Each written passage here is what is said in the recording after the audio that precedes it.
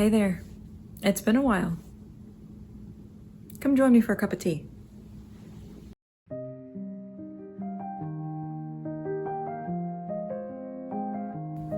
It's been over 3 years since I've graduated from massage therapy school. I remember how excited I was to start my own business and relieved when I passed the MBLEX, the exam that would allow me to obtain my license. Shortly before graduation, I left my day job so I could focus all my energy on building my own practice. I knew I wanted autonomy over my own schedule and clientele, so I decided against working in a spa for someone else. I had saved up about 6 months' worth of expenses in cash, and I felt ready to go. The day of the launch was exhilarating. I had a space that I was renting, and several clients filled my schedule that day. So many friends and family showed their enthusiasm and support for this new venture.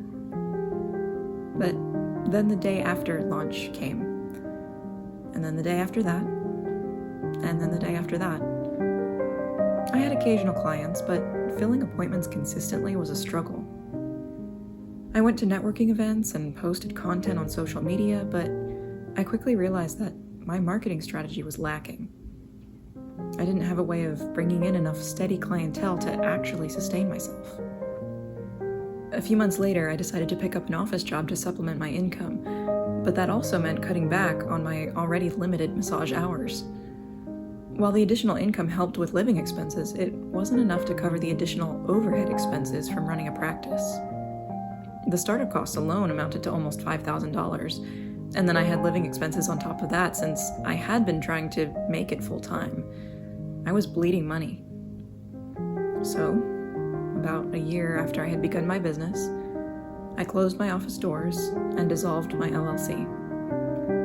While I've kept my license active, I decided to devote my energy to pursuing a more stable office job so I could sustain myself financially.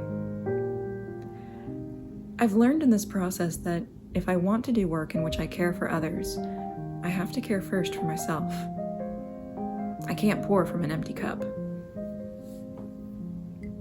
So, now what? Well, I don't know if I can fully answer that. I like to think I've learned a lot and grown a lot in the last 3 years, and I'm continuing to work on building a holistic, healthy life. I'm still reading books and dreaming up new ideas about what that looks like. And while I wish I could say what the next 5 years will hold, for now I think I need to be okay with just doing the next right thing in front of me. And eventually, the path will become more clear. Thanks for listening.